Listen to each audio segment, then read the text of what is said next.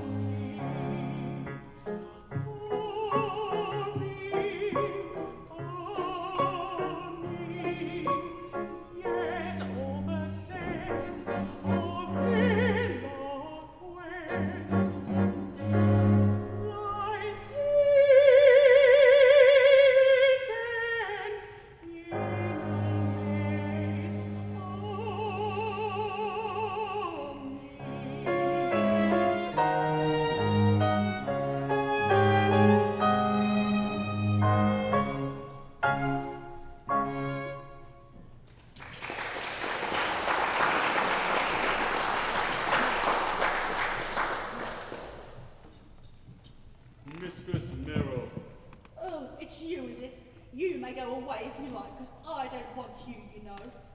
Haven't you anything to say to me? Oh, yes. Are the birds all caged? The wild beasts all littered down? The locks, chains, bolts and bars in good order? Is the little ease sufficiently uncomfortable? The racks, the pincers and the thumb screws all ready for work? Oh, you brute! These allusions to my profession are in doubtful taste. I didn't become a head jailer because I like head jailing. I didn't become assistant tormentor because I like assistant tormenting. We can't all be things, you know. Colonel Fairfax is not a sorcerer. He's a man of science and an alchemist. Well, whatever he is, he won't be one for long, for he's to be beheaded today for dealing with the devil. His master nearly had him last night when the fire broke out in the Beauchamp Tower. Oh, how I wish he had escaped in the confusion. But take care, there's still time for a reply to his petition for mercy. I'm prepared to chance that. This evening at 7:30.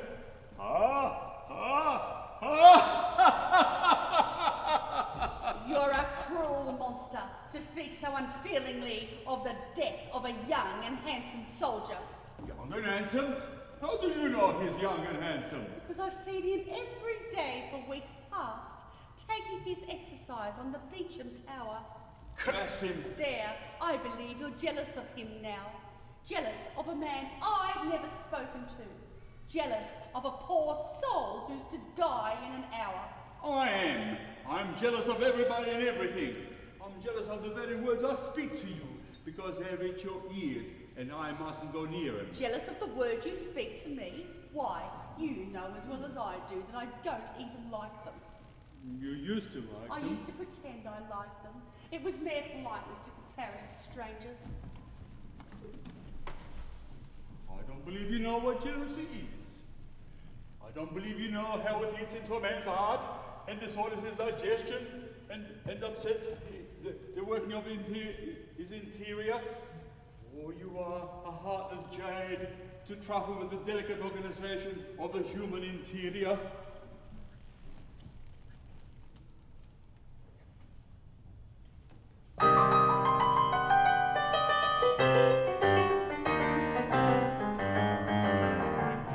Torments rack my soul, my agonies I can't control. Oh, better sit on red hot another heartless jade. The red hot goes who had not that, but red hot goes in time that out. For jealousy you cannot rout, its fast will never fade.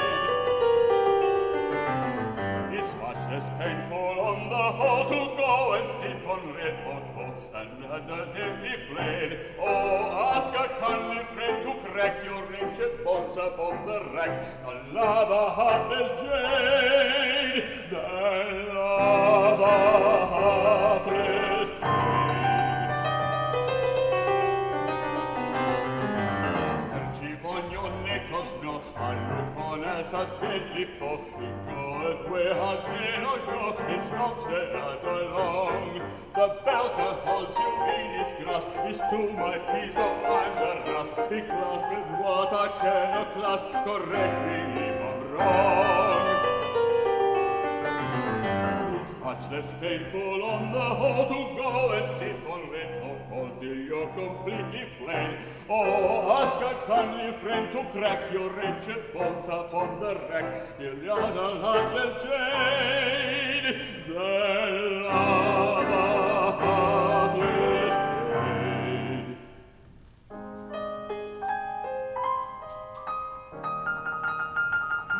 The breakfast on your lip, I would have had him in my grip. It slippeth where I dare not sit, I can't get over that.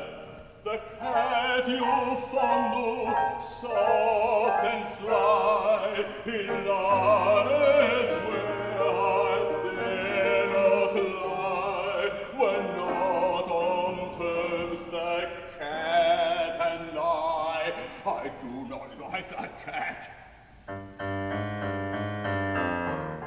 It's much less painful on the whole to go and sit on red hot coal till you're completely flayed. Oh, ask a kindly friend to crack your wretched bones upon the rack. The lava heartless jade, the lava heartless jade. Oh, ask a kindly friend to crack your wretched bones upon the rack.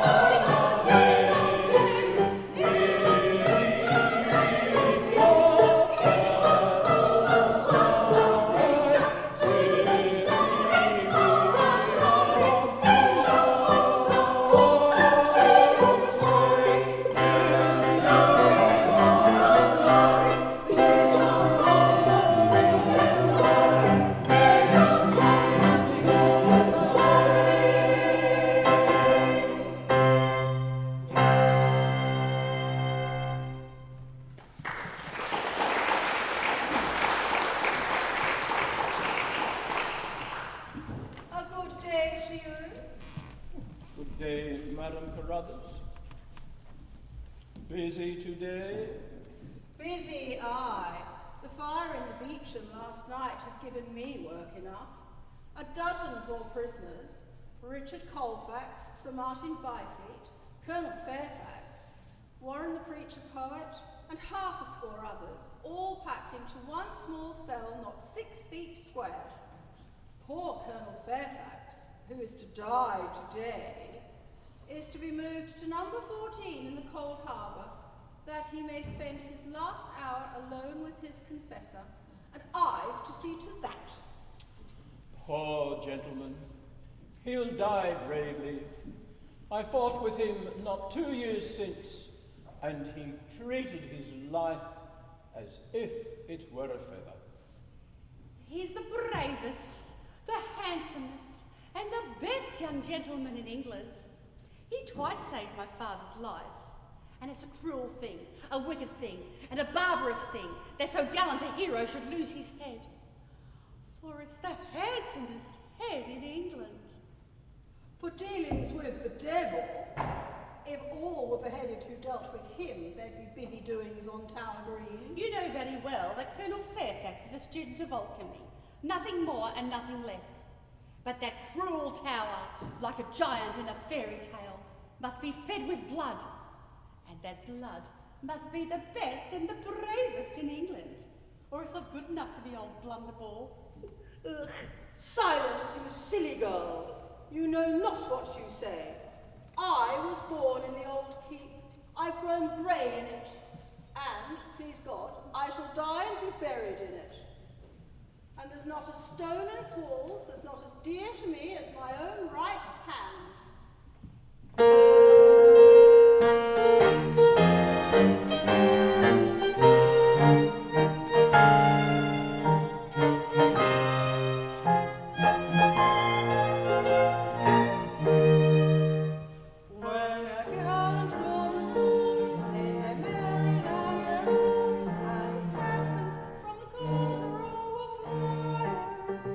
At his bidding each rose, in his banner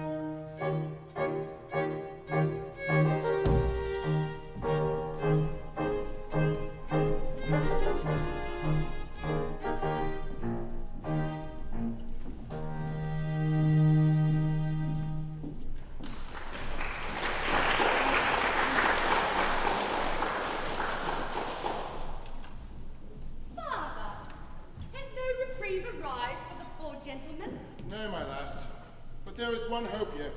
Thy brother Leonard, who, as a reward for his valour in saving his standard, and cutting his way through 50 foes who would have hanged him, having been appointed Yeoman of the Guard, will arrive today from Windsor, where the court is. It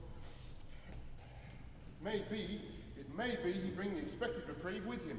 Oh, that he may. Amen to that, for the colonel twice saved my life, and I would give the rest of my life to save his. And wilt not thou be glad to welcome thy brother with the fame of whose exploits all England is a-ringing? Aye, truly, if he brings the reprieve. And not otherwise? Well, I love brave men. All brave men? Most of them I verily believe, but I hope Leonard will not be too strict with me. They say he's a very dragon of virtue and circumspection. Now, my dear old father is kindness itself And leaves thee pretty well to thine own ways, eh? Well, I've no fears for thee. Thou hast a feather brain, but thou art a good lass. Yes, that's all very well, but if Leonard is going to tell me that I may not do this and I may not do that, but go through the world with my lips pursed up and my eyes cast down, like a poor nun who has renounced mankind. Why, as I have not renounced mankind, and don't mean to renounce mankind, I won't have it there. Nay, he'll not check thee more than is good for thee, Phoebe. He's a brave fellow, and bravest among brave fellows. Yet it seems but yesterday that he robbed the lieutenant's orchard.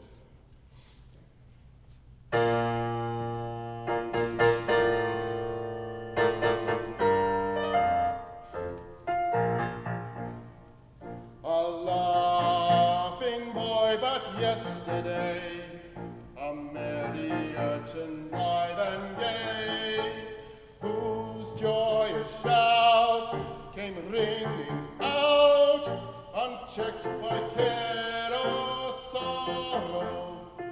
Today a warrior old sun brown, whose deeds of soldierly renown are now the boast of London town, a veteran tomorrow, today a warrior, a veteran tomorrow.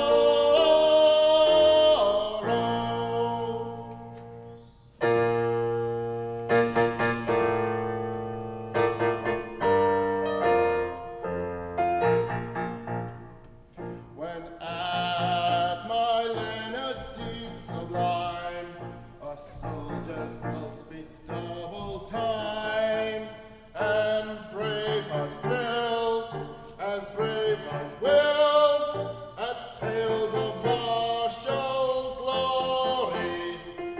I burn with flush of pride and joy, a pride unbittered by alloy, to find my boy, my darling boy, the theme of song and story, to find my darling boy, the theme of song and story.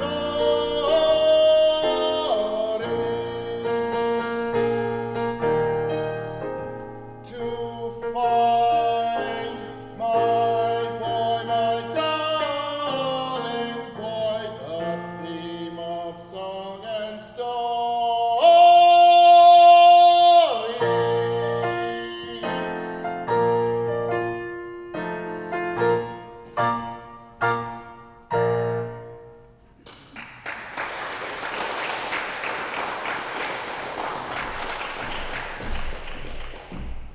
Father! Leonard, my brave boy, I'm right glad to see thee, and so is Phoebe. Hast thou brought Colonel Fairfax's reprieve? Nay, I have a dispatch for the lieutenant, but no reprieve for the colonel. Oh, poor gentleman, poor gentleman. I wish I had brought better news. I would give my right hand, nay, my body, my life to save his. Dost thou speak in earnest, my lad? Aye, father, I am no braggart. Did he not save thy life? Am I not his foster brother? Then hearken to me. Thou hast come to join the Yeoman of the Guard. Well, None has seen thee but ourselves. a sentry took with scant notice of me. Now to prove thy words, give me dispatch, and get thee hence at once. Here is money, and I shall send thee more. Lie hidden for a space, and let no one know. I will convey a suit of yeoman's uniform to the colonel's cell. He shall shave off his beard so that none shall know him, and I'll own him as my own son, the brave Leonard Meryll, who saved his flag and cut his way through 50 foes who thirsted for his life. He will be welcomed with open arms by my brother yeoman, I'll warrant that. Now, how to get access to the colonel's cell? The answer lies with thy sour-faced admirer, Wilfred Shedbolt. I think I can get anything I want from Wilfred. Well, I think, mind I say, I think you may leave that to me. well, get thee hence at once, lad, and bless thee for this sacrifice. And take my blessings too, dear Leonard. And thine, eh? Thy love is newborn, wrapped up warm, lest it take cold and die. Alas, I waver to and fro, dark danger hangs upon the deed.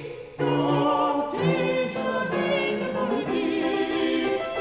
Scheme is rash and well may fail, but also not the hearts that quail, the hand that shakes, the cheeks that pale.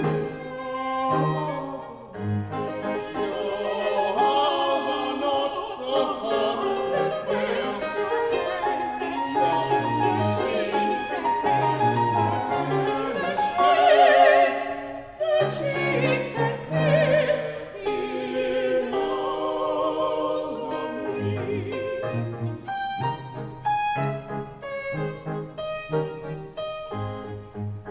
The air I breathe to him I owe, my life is his, I count it not. That life is his, Count it not. And shall I reckon risks I run with services are to be done to save the life of such an one? Unworthy thought, unworthy thought. And shall we reckon risk we run to save the life of such an one? Unworthy thought, unworthy thought.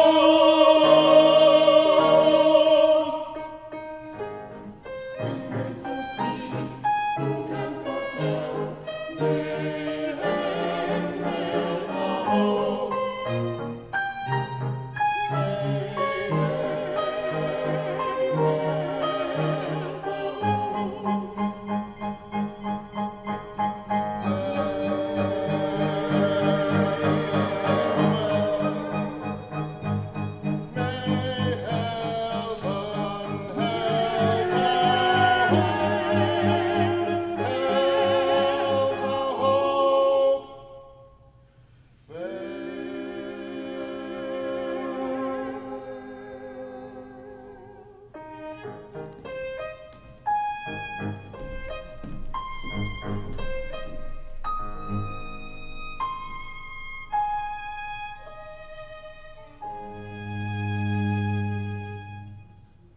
Nay, oh.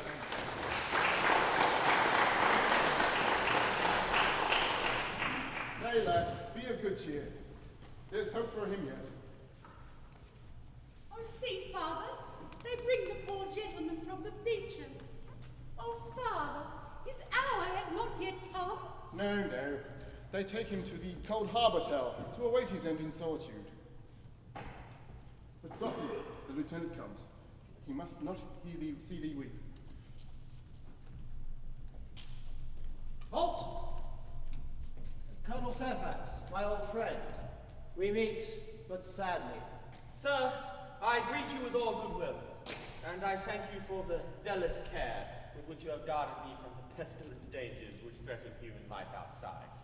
In this happy little community, death, when it comes, does so in a punctual and business-like fashion, and, like a courtly gentleman, giveth due notice of his advent, that one may not be taken unawares. Sir, you bear this bravely, as a brave man should. Why, 'tis no light boon to die swiftly and surely, at a given hour and in a given fashion. Truth to tell, I would gladly have my life, but if that may not be, I have the next best thing to it, which is death. Believe me, sir, my lot is not so much amiss. Oh, Father, Father, I cannot bear it. My poor lass. Pretty one, why weepest thou? Come, be comforted. Such a life as mine is not worth weeping for. Sergeant Meryll, is it not? May I greet my old friend? Why, man, what's all this? Thou and I have faced the grim old king a dozen times, and never has his majesty come to me in such a goodly fashion. Keep a stout heart, my good fellow. We are soldiers, thou and I, and we know how to die. Truth to tell, 'tis easier to die well than to live well, for in truth, I have tried both.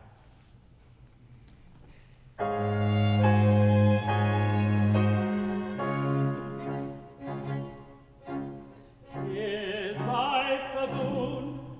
If so, it must be for that death will may it call, must go too soon.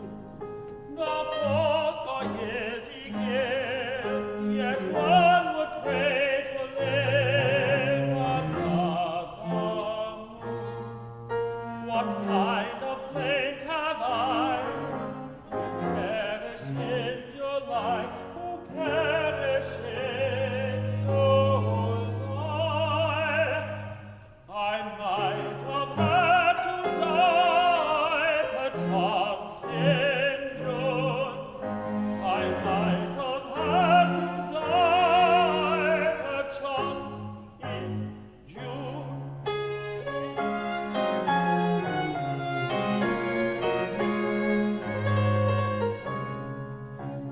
Is life a thorn? Then count it not a whit. Nay, count it not a whit. Man is well done with it.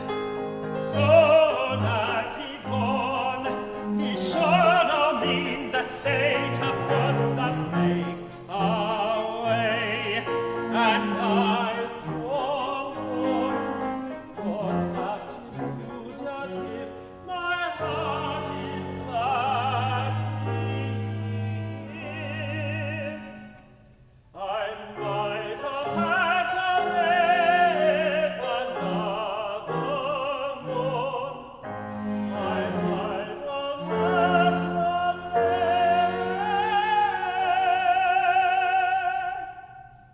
live another moon.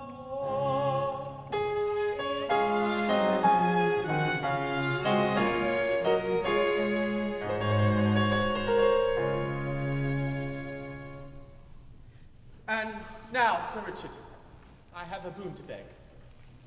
I am in this strait for no other reason than because my kinsman, Sir Clarence Poltwhistle, one of the secretaries of state, has charged me with sorcery in order that he may succeed to my estate, which devolves to him provided I die unmarried. As thou wilt most surely do. Nay, as I will most surely not do, by your worship's grace. I have a mind to thwart this good cousin of mine. How? By marrying forthwith, to be sure. But heaven have mercy! Whom wouldst thou marry? Nay, I am indifferent on that account. Coming death has made me a true and chivalrous knight, who holds all womankind in such esteem that the oldest and the meanest and the most ill-favoured of them are good enough for him.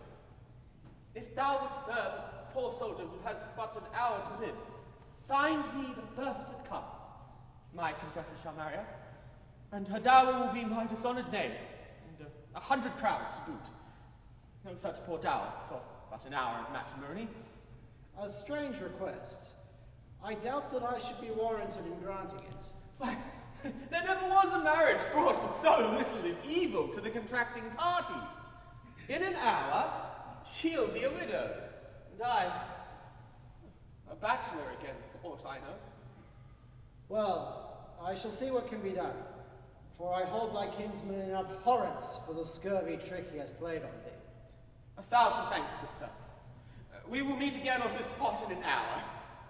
I will be a bridegroom then, and your worship will wish me every happiness. Till then, farewell. I am ready, good fellows. He is a brave fellow, and it is a pity that he should die. Now, how to find him a wife on such short notice? Well, the task should be easy.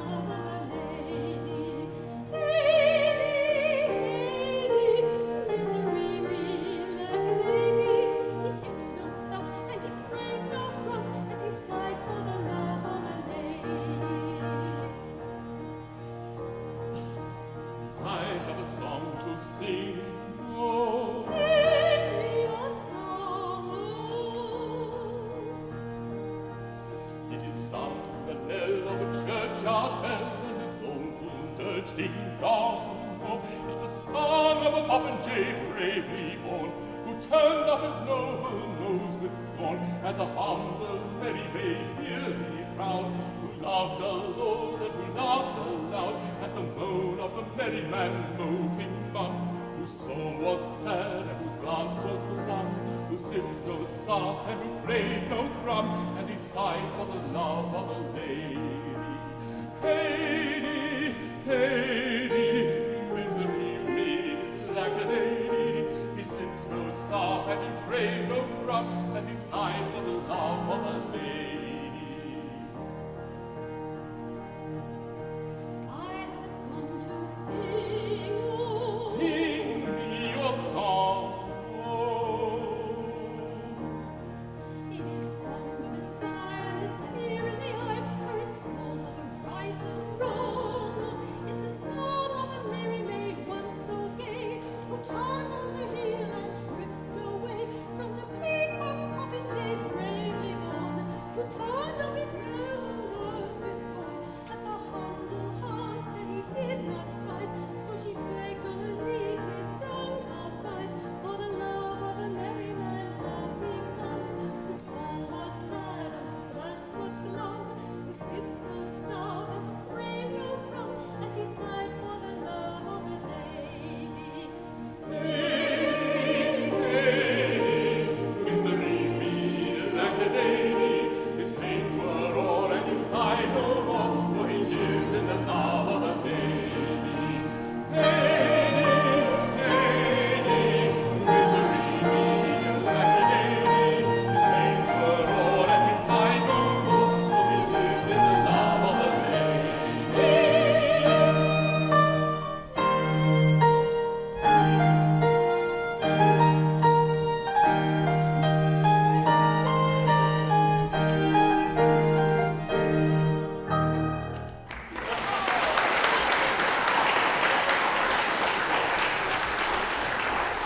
Well sung, well done.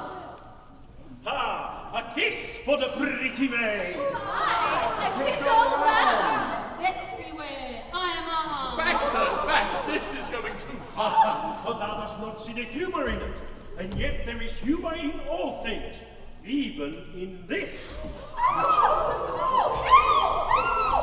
What is this? Bother!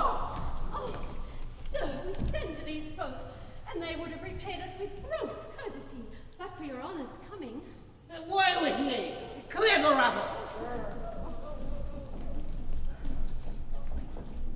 Now, my girl, who are you and what do you here? May it please you, sir, we are two strolling players, Jack Point and I, Elsie Maynard, at your worship's service. We go from fair to fair, singing and dancing and playing brief interludes, and so we make a poor living. You too, eh? Are ye man and wife? No, sir, for though I am a fool, there's a limit to my folly. Her mother, old Bridget Maynard, travels with us, for Elsie is a good girl. But the old woman is a maid with fever, and we have come here to pick up some silver to buy an electuary for her. Hark ye, girl. Your mother is ill, Oh, sorely ill, sir. and needs good food and many things that thou canst not buy. Alas, sir, it is too true. Wouldst thou earn 100 crowns? 100 crowns? They might save her life. Then listen. A worthy but unhappy gentleman is to be beheaded in an hour on this very spot. For sufficient reason, he desires to marry before he dies, and he hath asked me to find him a wife. Would thou be that wife? The wife of a man I have never seen? Why, sir, look you, I am concerned in this. For though I am not yet wedded to Elsie Maynard, time works wonders, and there's no knowing what may be in store for us. Have we your worship's word for it that the gentleman will die today? Nothing is more certain, I grieve to say. And that the maiden will be allowed to depart the very instant the ceremony is at an end? The very instant. I pledge my honor that it shall be so. 100 crowns? 100 crowns. For my part, I consent. It is for Elsie to speak. How say you, maiden, will you wed a man about to lose? lose his head.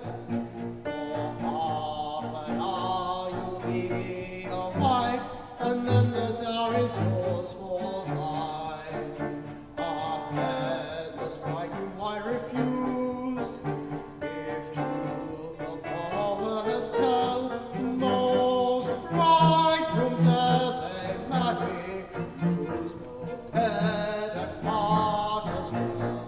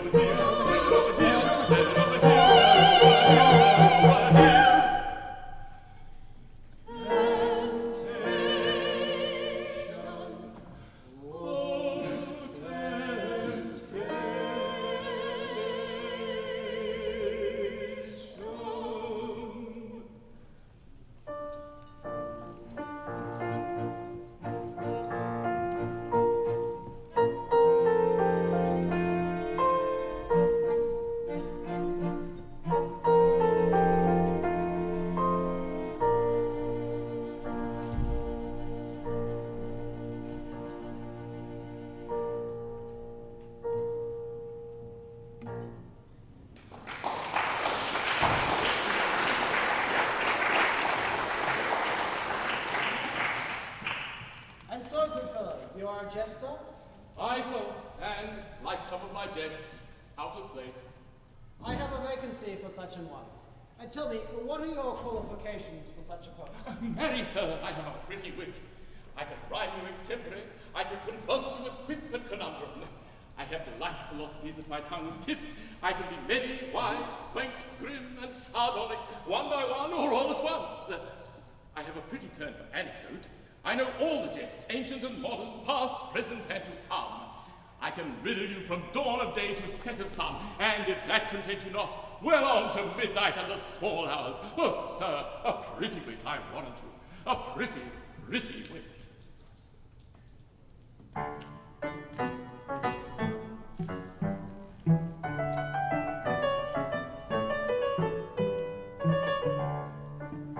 I've time and joke, and quip and crank, for lowly folk, and men of rank.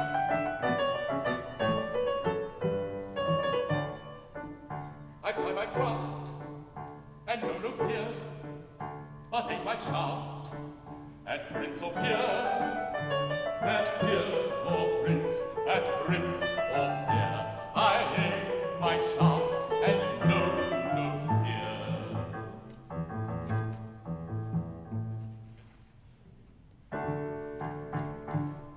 I've wisdom from the east and from the west, and that's subject to no academic rule. You may find it in the jeering of a jest, or distill it from the folly of a fool. I can teach you with a quip if I've a mind. I can trick you into learning with a laugh. Oh, you know all my folly, and you'll find a grain or two of truth among the chaff. Oh, you know all my folly, folly, folly, folly, and we find a grain or two of truth among the chaff. I can set a braggart quail with a quip, the upstart I can wither with a whim. He may wear a merry laugh upon his lip, but his laughter has an echo that is grim. When they're offered to the world in many guise, unpleasant truths are swallowed with a will. For he who make his fellow creatures wise should always kill the philosophic pill. For he who make his fellow creatures wise should always kill the philosophic pill.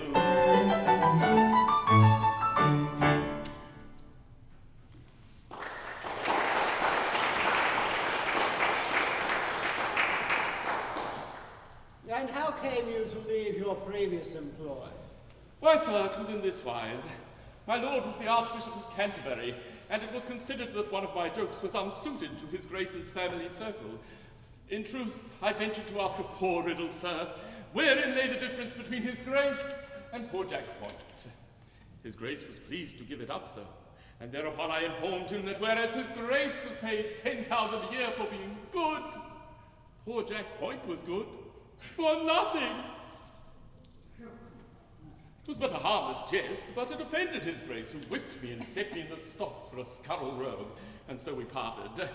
I had as lief not take post again with the dignified clergy. But I trust you are careful not to give offence. I have a daughter. Sir, my jests are most carefully selected, and anything objectionable is expunged. If your honour pleases, I will try them first on your honour's chaplain. Oh, could you give me an example? Say that I had sat me down hurriedly on something sharp. Sir, I should say that you had sat down upon the spur of the moment. I don't think much of that. Is that the best you can do? It has always been much admired, sir, but we will try again. Oh, well then, I am at dinner, and the joint of meat is but half cooked. Why then, sir, I should say that what is underdone cannot be helped. I see. I think that sort of thing would be somewhat irritating. At first, sir, perhaps, but use is everything, and you would come in time to like it. We will suppose that I caught you kissing the kitchen wench under my very nose. Yes, under her very nose, good sir, under hers, not under yours. That is where I would kiss her. Do you take me? Sir, a pretty wit, a pretty wit. The maiden comes. Follow me, my friend, and we will discuss this matter at length in my library. I am your worship's servant. That is to say, I trust I soon shall be. But before proceeding to a more serious topic, can you tell me, sir, why a cook's brain pan is like an overwhelmed clock? A truce to this fooling! Follow me! Just my luck, my best conundrum wasted.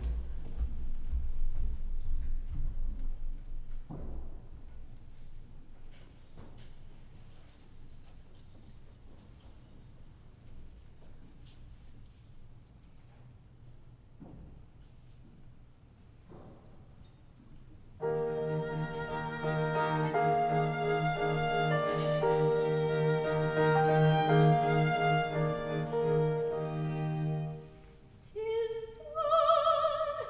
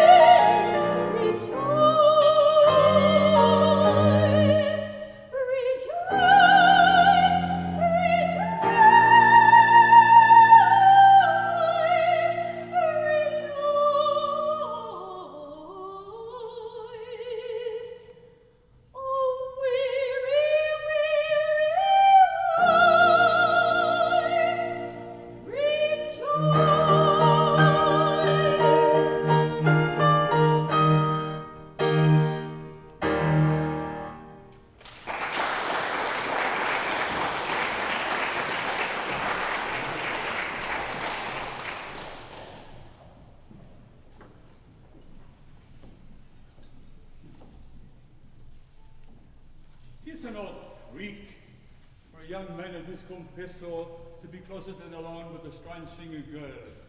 I would find ever spy them, but they stopped at the keyhole. My keyhole. Wilfred, and alone. Now, what could he have wanted with her? That's what puzzles me. Now to get the keys from him. Wilfred, has no reprieve arrived? None. Neither Lord Fairfax is to die. Nay, thou knowest that I have naught but pity for the poor condemned gentleman. I know that he who is about to die is more to thee than I, who am alive and well. Oh, do they not say that a live ass is better than a dead lion? Oh no, I don't mean that. Oh, they say that, do they? It's unpardonably rude of them, but I believe they put it that way. Not that it applies to thee, who art clever beyond all telling. Oh, yes. As an assistant tormentor. Nay, as a wit, as a humorist, as the most philosophic commentator on the vanity of human resolution. Truly, I've seen great resolutions give way under my persuasive methods. In the nice regulation of a thumbscrew, in the 100th part of a single revolution, lies all the difference between stony silence and the torrent of impossible embusement that the pen can scarcely follow. I'm a mad wag. Thou art a most delightful and light-hearted companion, Master Wilfred. Thine anecdotes of the torture chamber are the prettiest hearing. I'm a pleasant fellow, and I choose. I believe on the merest dog that barks.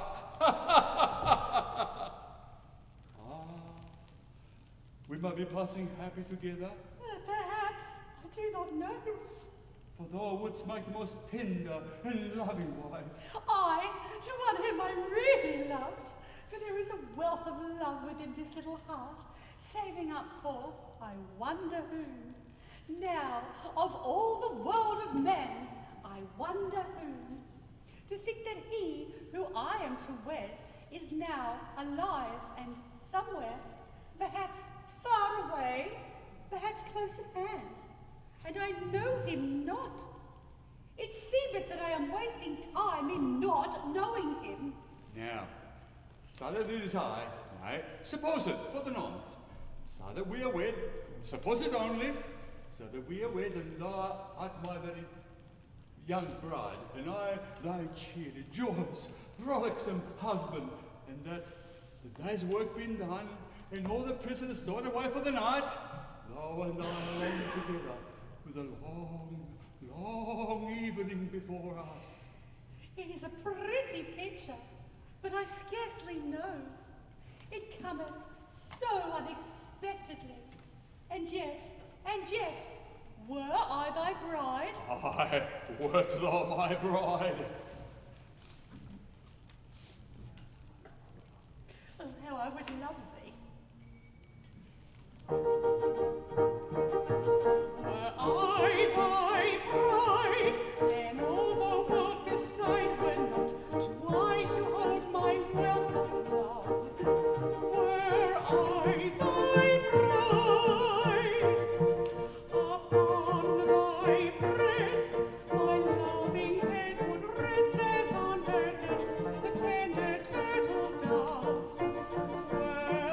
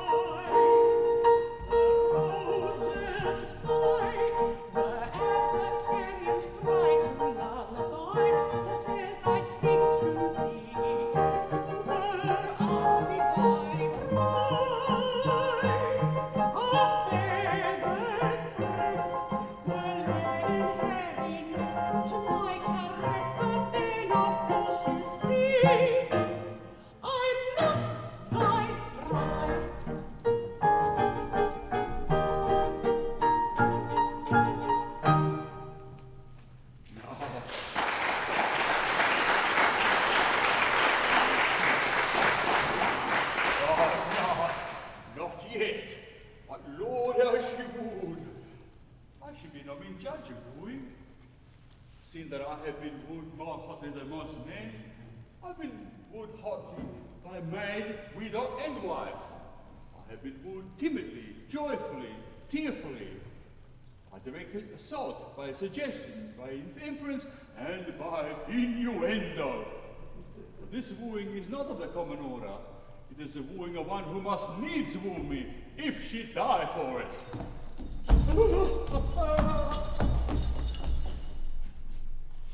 The deed so far is safely accomplished. The sly boots. How she wheedled him. What a helpless ninny is a lovesick man. He is but a lute in a woman's hand. She plays upon him whatever tune she will. But the colonel comes. Ill faith, he's just in time for the yeoman parade here for his execution in 2 minutes. My good and kind friend, thou runnest a grave risk for me. Tut, sir, no risk. I'll warrant none here will recognize you. You make a brave yeoman, sir. So this ruff is too high, and the sword should hang thus. Here is thy halbert, sir. Carry it thus. The yeomen come. Now remember, you are my brave son, Leonard Meryll. If I may not bear my own name, there is none other I would bear so readily. Then put a bold face on it, sir, for they come.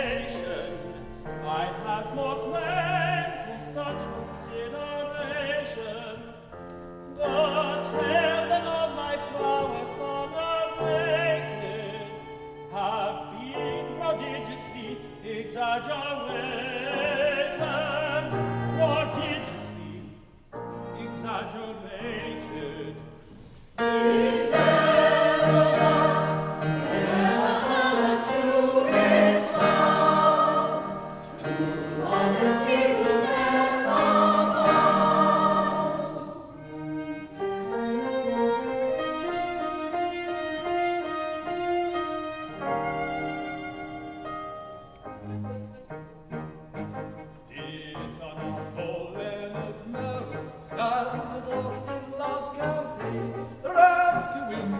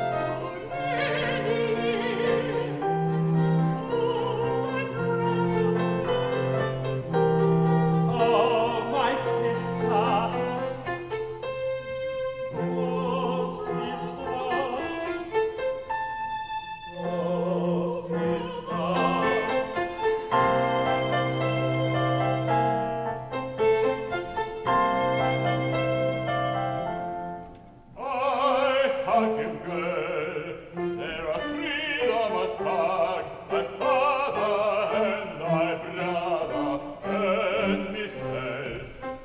Thyself, forsooth, and who art thou, thyself? Good sir, we are betrothed.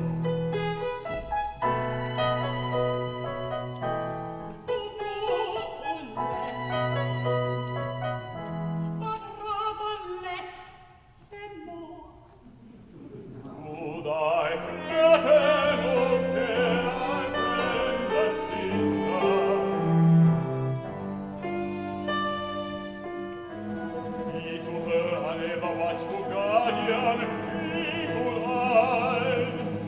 And when she feels, as sometimes she does feel, compelled to indiscriminate caress, be thou a hand to kindness favors from her.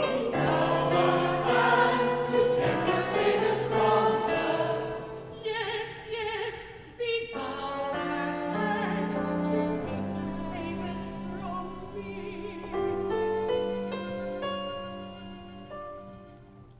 To thy fraternal care, the sister I commend. From every lurking snare, the lovely judge defend. And to achieve this end, a prayer I grant this boon, grant this boon. She shall not quit thy side from morn to afternoon, from afternoon to night, from 7 o'clock to 2, from 2 to eventide, from twilight to 11 at night, from twilight to 11 at night. She shall not quit thy side. From morn to afternoon, from afternoon to midnight, she shall not quit thy side. So amiable I've grown, so innocent as well, that if I'm left alone, the consequences feel no more to can foretell. So grant, I pray this boon, so grant this boon. I shall not quit thy side from morn to afternoon, from afternoon to night, from 7 o'clock to 2, from 2 to eventide, from twilight to 11 at night, from twilight to 11 at night. I shall not quit thy side. From morn to afternoon, from afternoon to midnight, she shall not quit thy side. With brotherly readiness for my fair sister's sake, at once I answer yes, that task I'll undertake.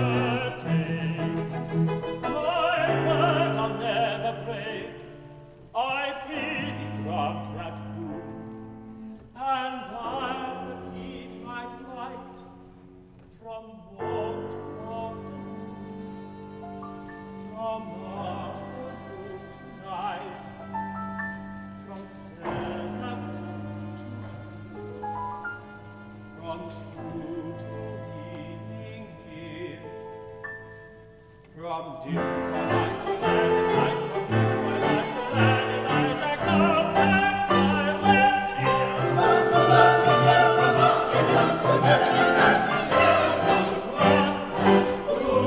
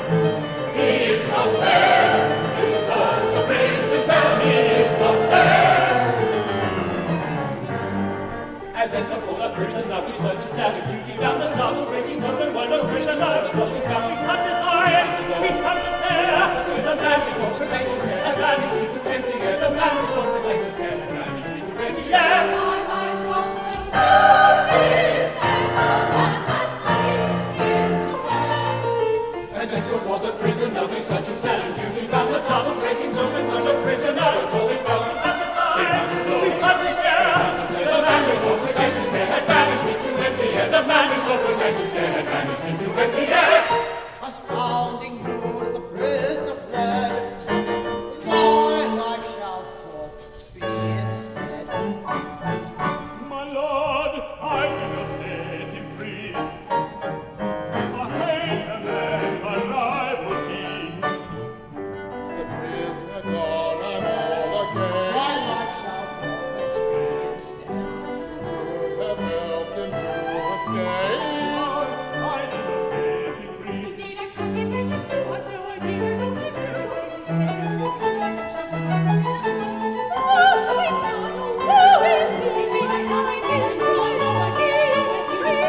Oh, woe is you, your angry sink. Oh, woe is me, I rather think. Oh, woe is me, I rather think. Yes, woe is me, I rather think. What every time you are his bride, and I am left alone bereft. Yes, woe is me, I rather think. Yes, woe is me, I rather think. Yes, woe is me, yes, woe is me, yes, woe is me.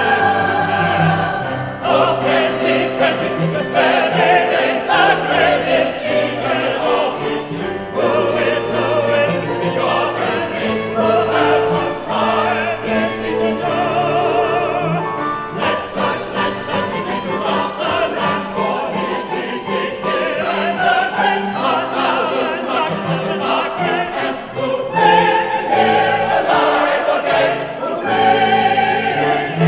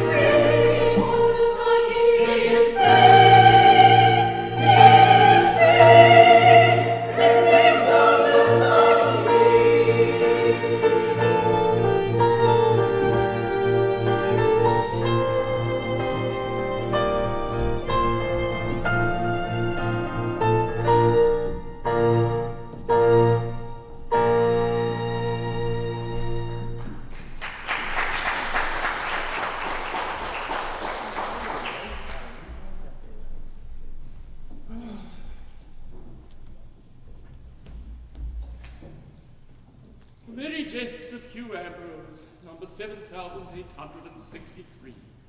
The poor wit and the rich counsellor. A certain poor wit, being unhounded, did meet a well-fed counsellor.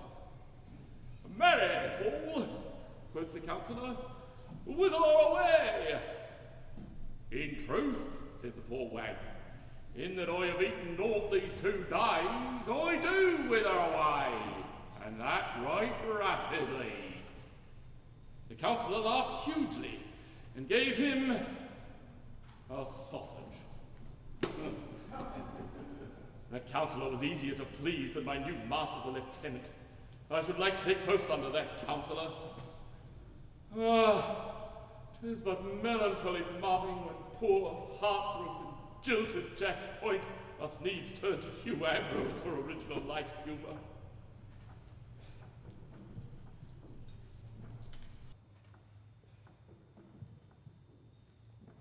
Ask the boy. Ah, friend jailer! Jailer that wast, jailer that never shalt be more. Jailer that jailed not, or that jailed, if jail he did, so unjailily that 'twas but jerry-jailing, or jailing in joke, though no joke to him, who by unjailer-like jailing did so jeopardize his jailorship. Come, take heart, smile, laugh, wink, twinkle, thou tormentor that tormentest none, thou racker that rackest not, thou picture out of place. Come, take heart and be merry, as I am. As I am. 'Tis well for thee to laugh. Thou hast a good post, and hast cause to be merry. Cause? Have we not all cause? Is not the world a big butt of humour into which all who will may drive a gimlet? See, I am a salaried wit, and is there aught in nature more ridiculous? A poor, dull, heartbroken man who must needs be merry, or he will be whipped, who must rejoice lest he starve, who must jest you, gibe you, quip you, crank you, rack you, riddle you, from hour to hour, from day to day, from year to year, lest he dwindle, perish, starve, pine, and die. Why, when there's naught else to laugh at, I laugh at myself, till I ache for it. Yet I have often thought that a jester's calling would suit me to a hair. Thee? Suit thee? Thou death's-headed crossbones. I have a pretty wit, a light, airsome, pretty wit, spiced with anecdotes of the torture chamber and the prison cells. I have often tried on many a prisoner, and have done some of those who smile. You know, it is not easy to make a prisoner smile. It is not easy to not hard to be a jester, seeing that thou art one. Hard? Nothing easier. Nothing easier. Attend, and I will prove it to thee.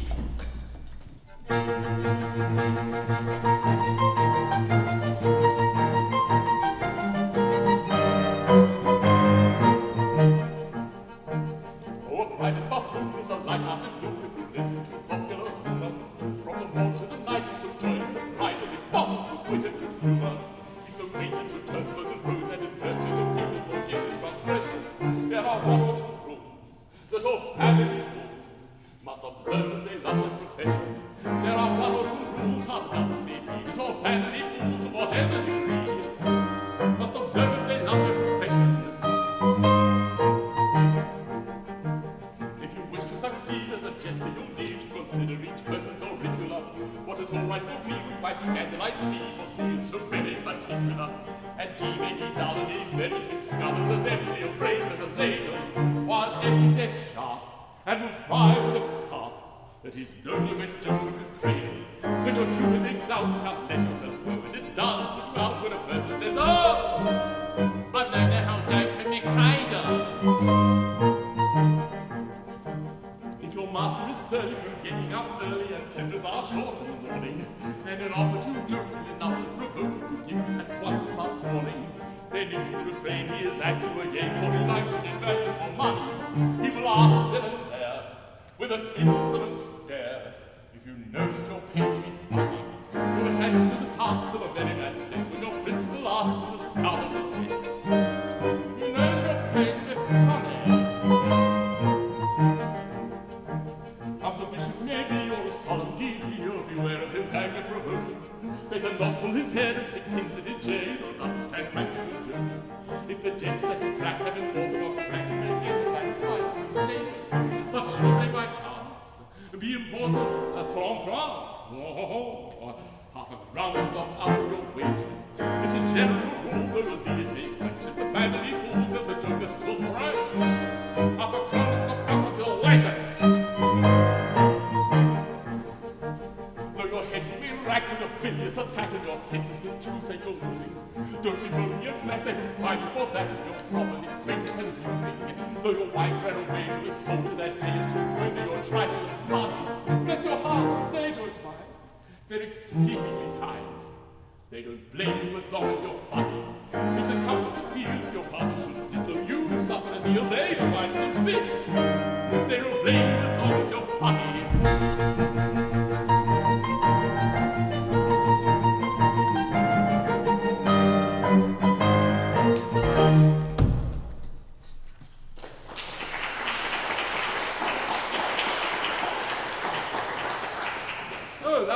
Jester, eh?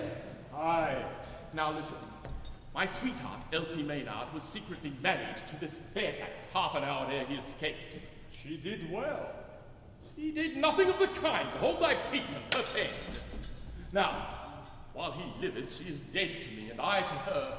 And so, my jibes and jokes notwithstanding, I am the saddest of the sorriest dog in England. Thou art a very sad, sorry dog, indeed, sir.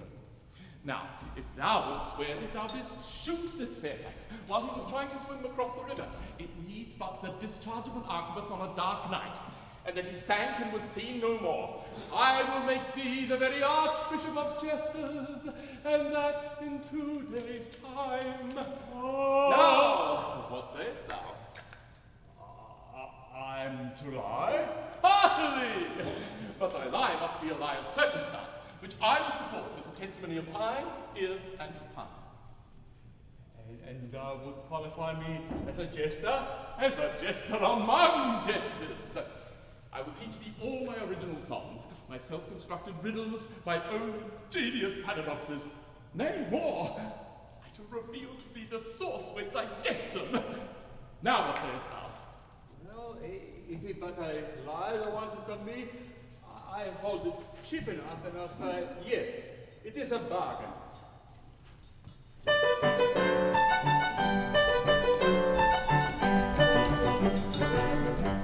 Hereupon we both agreed, or agreed to agree to secure by solid deed. Repento, you want Elsie are to call, with a story, remembering this Fairfax darling all. I to swear to, I to swear to, I to swear to, I to swear to, tell a tale of cock and bull, of convincing detailful, tale tremendous, heavenly, venomous, what a tale of cock and bull.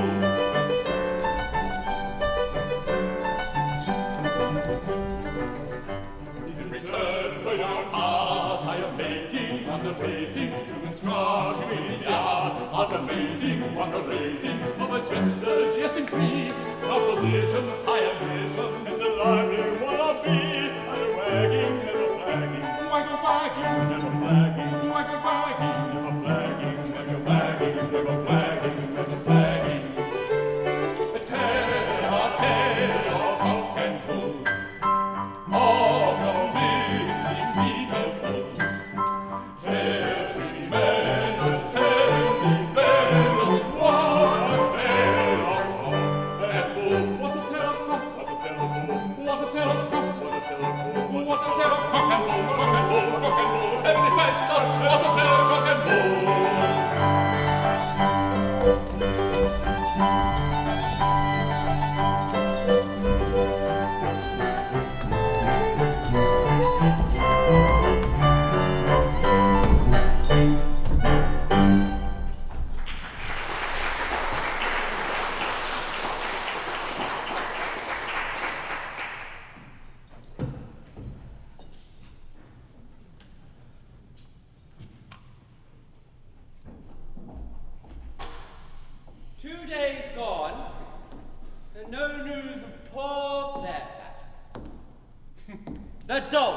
They seek him everywhere, save within a dozen yards of his prison cell.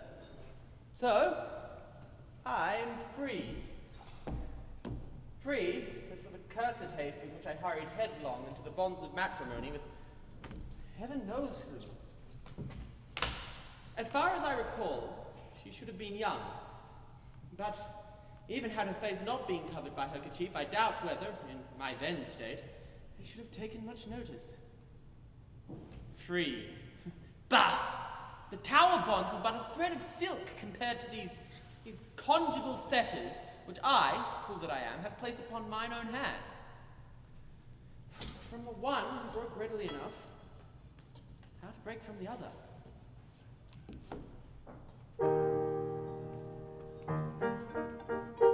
Free from his fetters grim, free to depart, free both in life and limb, in all but heart, bound to an unknown bride, for good or ill.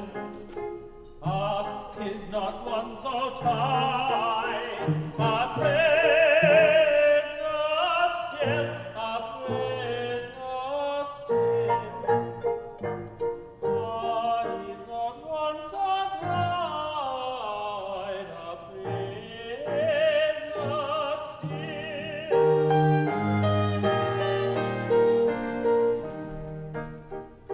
Free, yet in fetters held, till his last hour.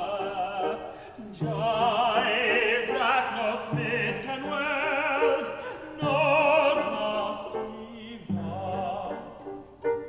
Although a monarch's son had set him free, over the captive bands, the saddest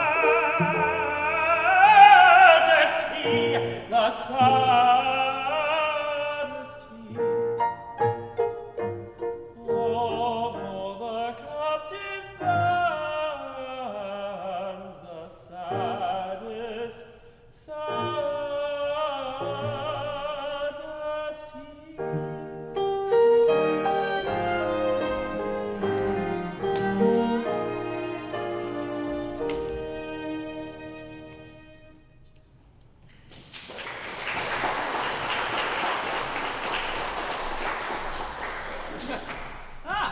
Sergeant Meryll, and how fares thy pretty charge, Elsie Maynard? Well enough, sir. She's quite strong again and leaves us tonight. Thanks to Dame Carruthers' kind nursing, eh? Aye, deuce take the old witch. 'Twas a sorry trick you played me, sir, bringing the fainting girl to me. Gave the old lady an excuse for taking up her quarters in my house. And for 2 years, I've shunned her like the plague. Another day of it, and she'd have married me. Good Lord, here she is again. I'll even go. Nay, Sergeant Meryll, don't go. I have something of grave import to say to thee. It's coming. Little Faith, I think I'm not wanted. Nay, Master Leonard, I have naught to say to thy father that his son may not hear. True, I'm one of the family. I had forgotten. 'Tis about this Elsie Maynard, a pretty girl, Master Leonard. Aye, fair as a peach blossom. What then? Well, she has a liking for you, if I am mistaken. With all my heart. She's as dainty a little maid as you'll find within a midsummer's day's march. Then be warned in time, and give not thy heart to her. Oh, I know what it is to give one's heart to one who will have none of it. Aye, she knows all about that. And why is my boy to take heed of her? She's a good girl, Dame Carruthers. Good enough for aught I know. But she's no girl. She's a married woman. A married woman? Tush! She's promised to the lieutenant's new jester, Jack Point. Tush in thy teeth, old man.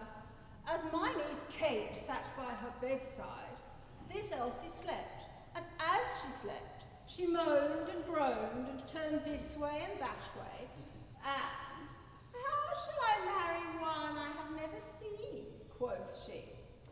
Then quoth she. Then, is it true he is to die in an hour, quoth she? Then, I love him not, yet I am his bride, quoth she. Is that not so, Kate? Aye, aunt, 'tis even so. And art thou sure about all this? Aye, sir, for I wrote it all down on my tablets. Now mark my words, it is of this Fairfax she spake, or I'll swallow my kirtle. Is it true, sir? True? Why, the girl was raving. Why should she marry a man who has but an hour to live? Marry? There be those that would marry but for a minute rather than die old maids. Aye, I know one of them.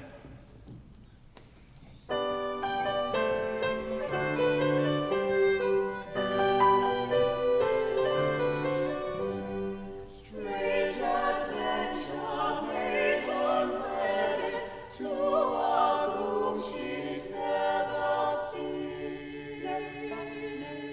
Never seen. Groom about to be beheaded in an old Tower Green. Tower Green.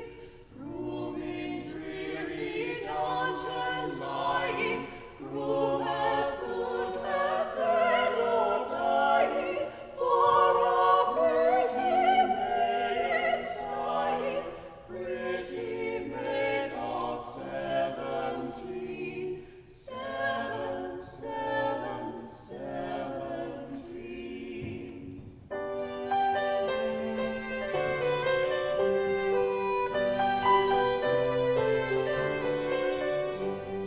Strange adventure that went rolling, modest maid and gallant groom. Gallant groom.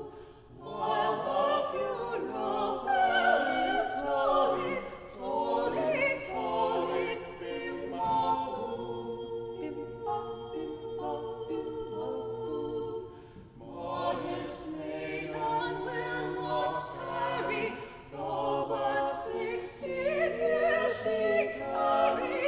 She must marry, she must marry, though the altar be a tomb.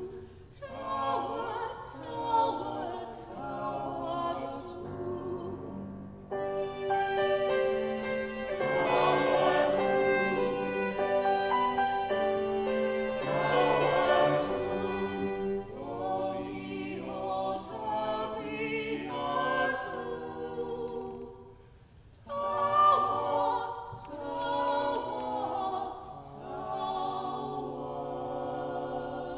tomb.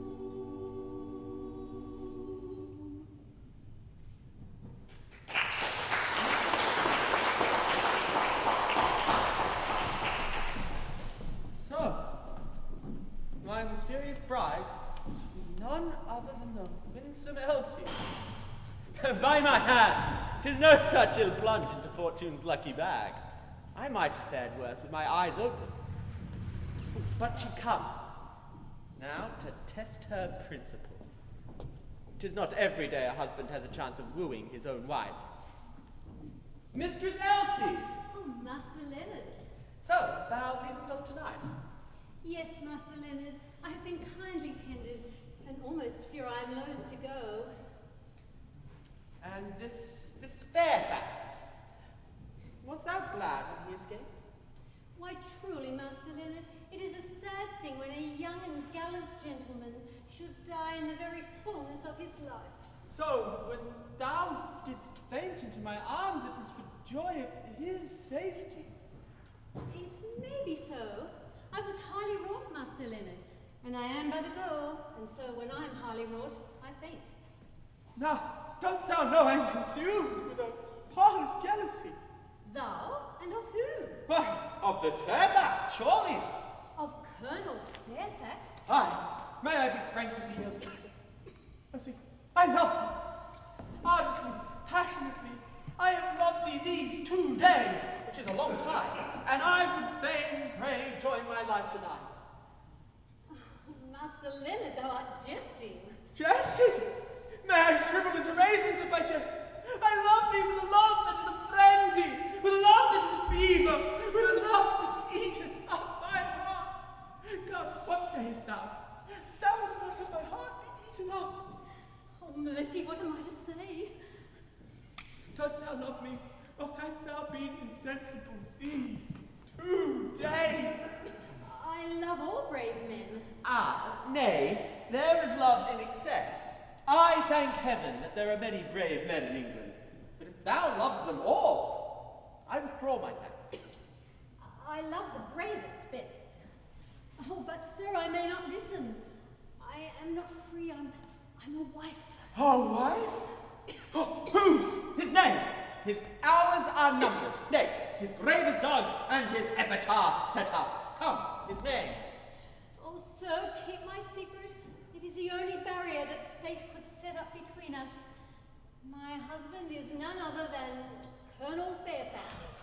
The greatest villain unhung, the most ill-favoured, ill-mannered, ill-natured, ill-omened, ill-tempered dog in Christendom. It is very like. He is naught to me, for I never saw him. I was blindfolded, and he was to have died within the hour, and he did not die, and I went to him, and my heart is broken. He was to have died, and he did not die. The scoundrel, the perjured, traitorous villain. Thou should have insisted on him dying first, to make sure. 'Tis the only way with these Fairfaxes. I now wish I had. Bloodthirsty little maiden. Come, a fig for this Fairfax. Be mine, he will never know. He dares not show himself. And if he dares, what art thou to him? Fly with me, Elsie. We shall be married on the morrow, and thou shalt be the happiest bride of all England. Master Leonard, I am amazed. Is it thus that brave soldiers speak to poor girls? Oh, for shame, for shame! I am wed, not the less because I love my husband. I am a wife, and I have a duty, and... Oh, sir, thy words terrify me. They are not honest. They are wicked words, and unworthy thy brave and kind heart. Oh, shame upon me! Shame upon me! Nay, Elsie, I did but jest. I spoke but to try thee.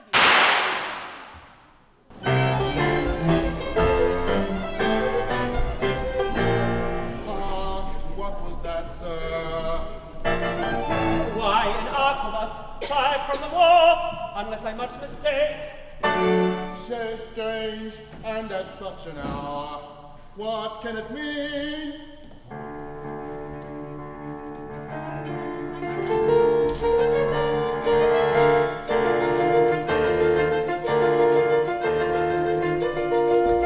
What can that have been? A shot so late at night, enough to cause a fright. What can the thought mean? Fallen in the land is London to be praised. That is London To to be be true, praised. respect a stranger is a man. It will take the lesson learned. What is at hand? Who'll find that shot? At once the truth takes learned. My lord, was I to rashly judge, forbear? My lord, 'twas he to rashly judge forbear.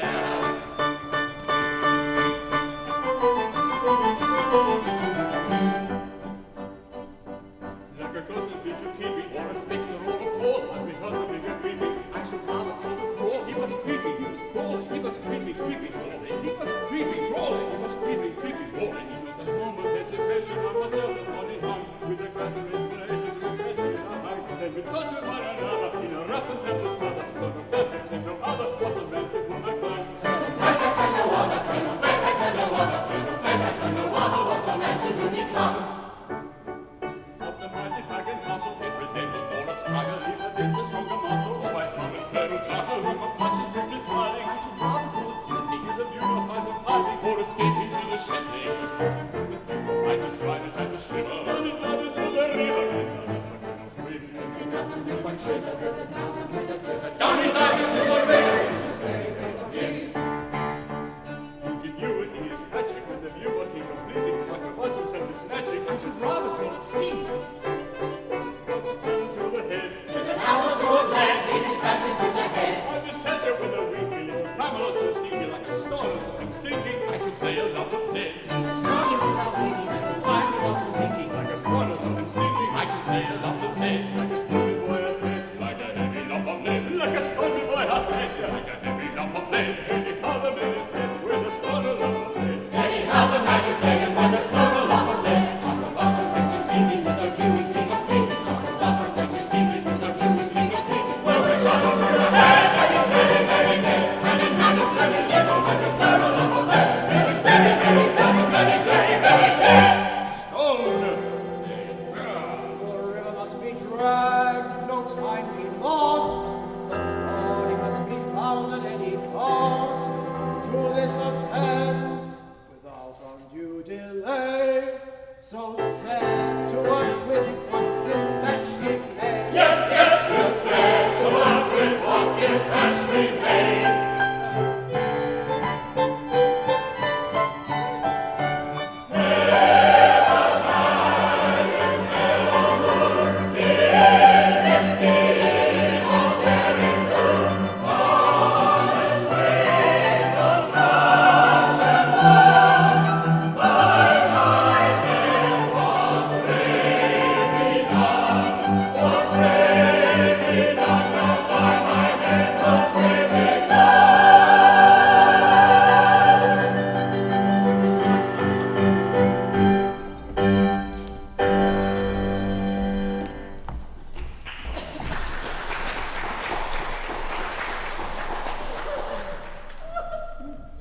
Nay, sweetheart, be comforted.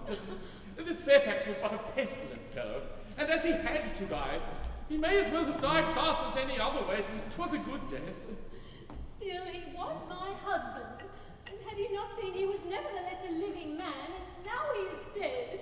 And so, by your leave, my tears may flow unchidden, Master Point. And, didst thou see all this? Aye, sir, with both eyes at once, this and that. The testimony of one eye is naught, he may lie, but when it is corroborated by the other, it is good evidence which none may gainsay. Here are both present in court, ready to swear him. Art thou sure it was Colonel Fairfax? Saw you his face? Ah, and a plaguey, ill-favoured face too. A very hang-dog face, a felon face, a face to fright the headsman himself and make him strike awry. Oh, a plaguey bad face, take my word for it.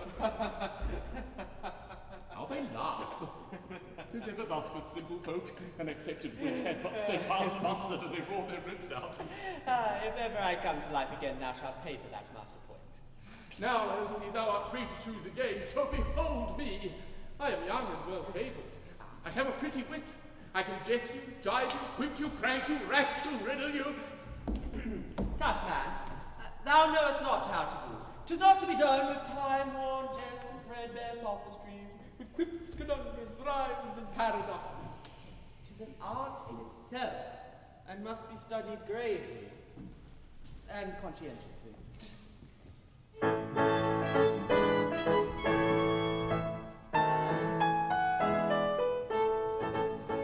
A man would rule a family, must prentice himself to that way, and start your day in a frolical way, that will truly persuade. He must prentice himself at 14, and practice from morning to evening.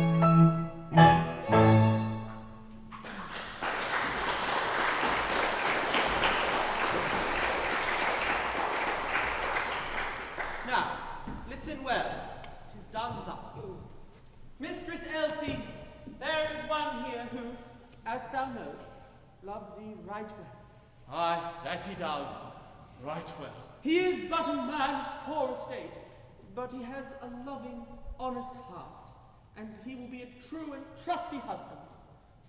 If thou wilt be his wife, thou shalt lie curled up in his heart like a little squirrel in its nest. 'Tis a pretty figure. A maggot in a nut lies closer, but a squirrel will do. He knows that thou wast a wife, an unloved and unloving wife, and his poor heart was near to breaking. But now that thou art free, and our loving husband is dead, he would fain pray that thou would hearken unto him, and prove that one day you would be his. He presses her hands, and he whispers in her ear. On bodykins, what does it mean? Now, tell me, will thou be this poor good fellow's wife? If the good, brave man, is he a brave man? So men say. That's not true, but let it pass. If the brave man will be content with a poor, penniless, untaught maid, Widow, but let that pass. I will be his true and loving wife, and that with my heart of hearts. My own dear love! Why, what's all this? Brother, it is not seemly. Oh, I can't let that pass. Hold, enough! Master Leonard, an advocate should have his fee, but methinks thou art overpaying thyself. Nay, that is for Mistress Elsie to say. I promised thee that I would teach thee how to woo, and herein lies the proof of the virtue of my teaching. Go thou, and apply it elsewhere. When a wooer goes a-wooing, naught is greater than his doing. Dead and hushing of his suing, nor he blushing gravely coy. Crying, Oh,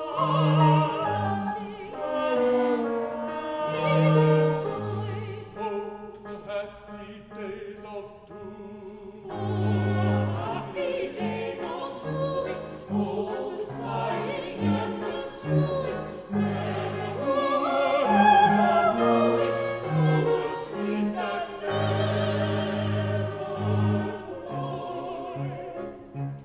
When a brother leaves his sister for another, sister weeps. 'Tis the trickle, 'tis that blister, 'tis the wrinkle, sister reaps. 'Tis the twinkle, 'tis that blister. Oh, the doing and undoing.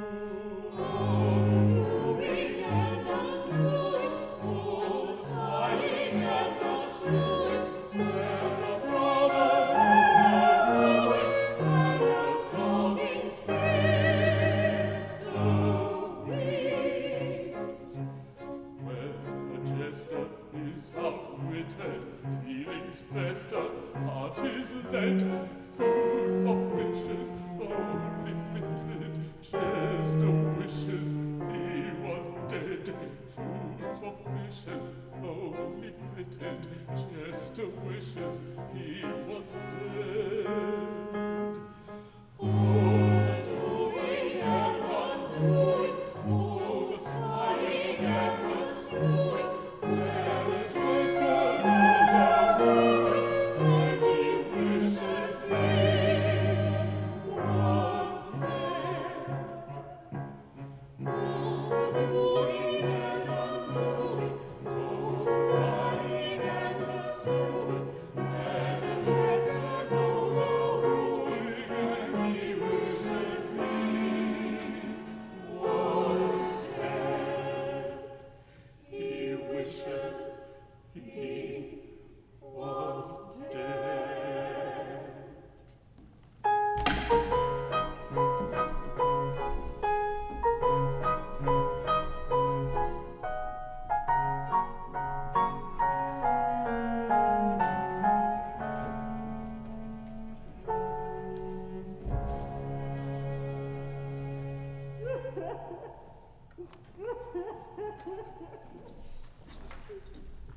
And I helped that man to escape. And I kept his secret. And pretended that I was his dearly loving sister.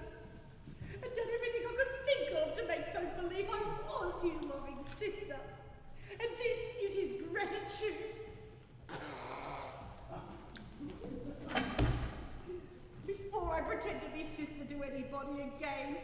I'll turn nun and be sister to everybody, one as much as another. In tears, eh?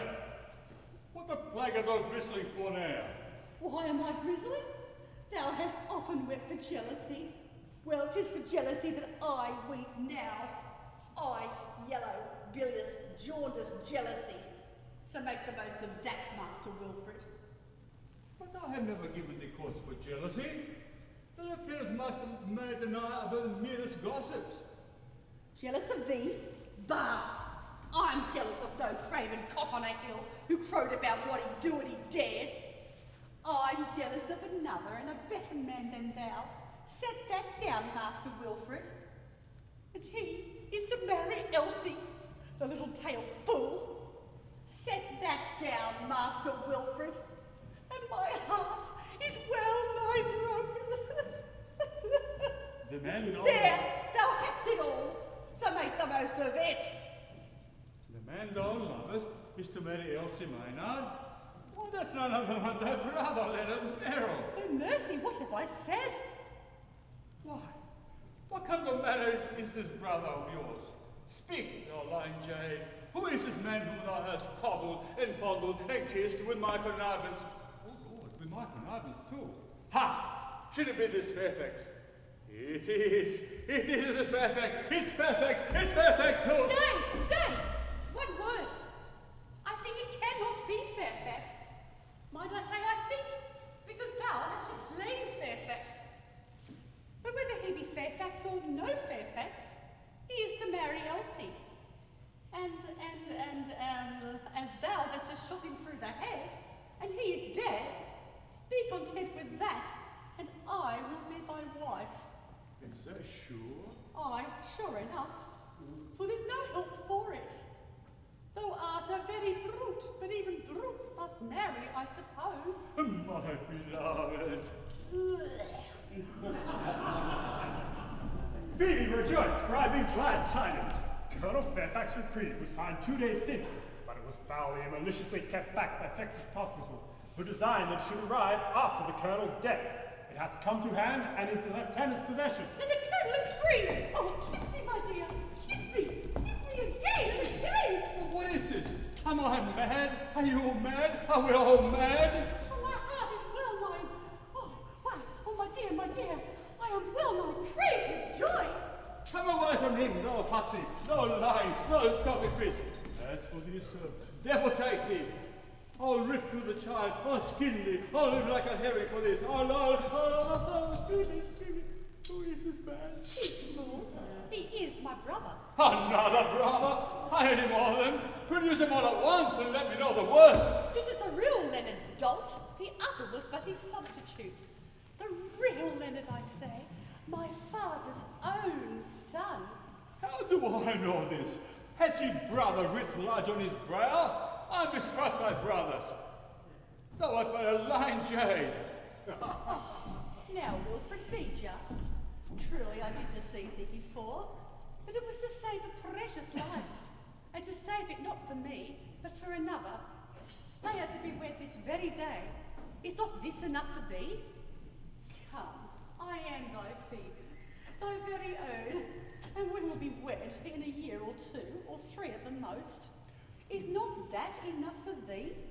Phoebe, have you heard the brave news? I, father? I'm well mad with joy. Why, what's all this? Oh, father, he discovered our secret through my folly, and the price of his silence is... Phoebe's heart? Oh dear, no, Phoebe's hand. It's the same thing. Is it? 'Tis pity.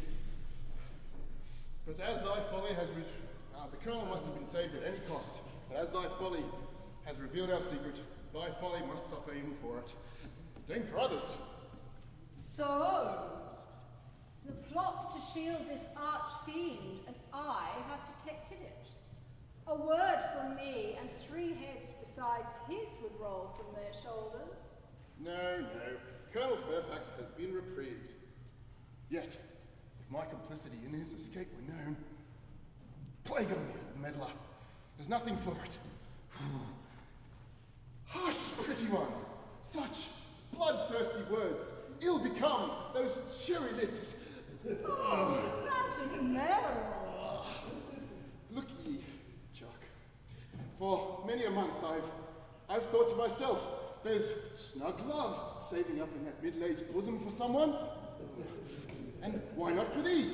So take heart and tell her, that's thee, that thou, that's me, lovest her, thee.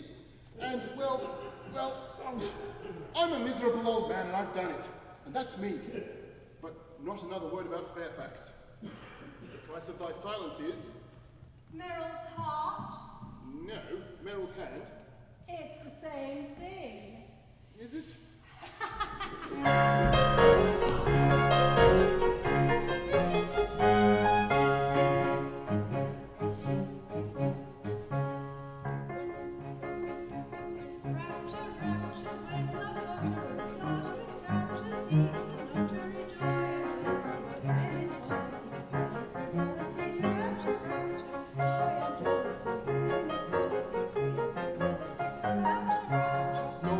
Doleful, humanity with its soulful heart, satanity caught in privity, down declivity, seeks captivity.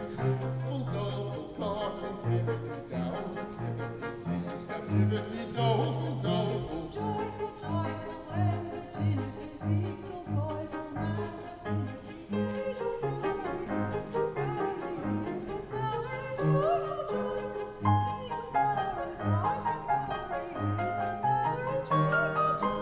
Joyful, ghastly, when man's sorrowful, firstly, lastly, of tomorrow. After harrying, yields to terror, goes unmarried. Ghastly, ghastly, joyful, ghastly, ghastly, joyful, ghastly, ghastly, ghastly, ghastly, ghastly. Doleful, when humanity with its soulful of satanity, caught in privity, down declivity, seeks captivity. Doleful, caught in privity, down declivity, seeks captivity. Doleful,